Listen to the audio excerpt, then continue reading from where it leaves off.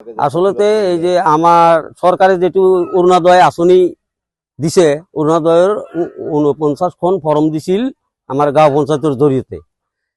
গাঁও অৰুণোদয়েৰ একটা গাইডলাইন আছে, গাইডলাইন হিসাবত মানে বিকলাঙ্গ, বিধবা, ডিপোজ হোৱা আৰু মানে কানা খৰা লেংৰা এইবিলাক মানুহ দিব লাগে।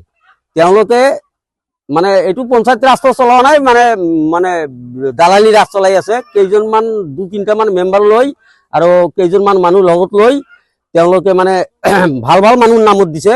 বিকলাঙ্গ বিলাকক বাদ পেলাইছে, বিধৱা মানুহক বাদ পেলাইছে। এইটো তেওঁলোকক আমি বাৰ বাৰ ৰিকুৱেষ্ট কৰিছো, কৰাৰ পিছতো তেওঁলোকে এইটো লিষ্ট প্ৰস্তুত কৰি ব্লকত জমা দিছে। এইটো লৈ আমাৰ অভিযোগ আৰু কি, ৰাইজৰ অভিযোগ। আৰু আমাৰ ইয়াতো আছে বিধৱা ডিপোজ হোৱা মানুহ আছে, তেওঁলোকেও পোৱা নাই।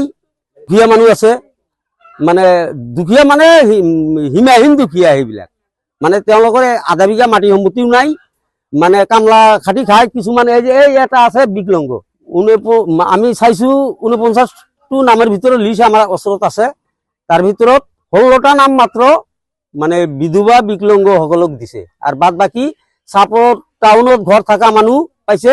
আৰু এটা পৰিয়ালতে 10টা-11টা কৰি মানে পাইছে। এই কামটো পঞ্চায়ত সভানেত্ৰীয়ে কৰিছে। আৰু মানে তেওঁৰ পঞ্চায়তৰ সভানেত্ৰীৰ দালাল 2-3টামান আছে, তেওঁলোকক লগত লৈ এইবিলাক কৰে। গাঁও পঞ্চায়তৰ সদস্যসকলকো জনা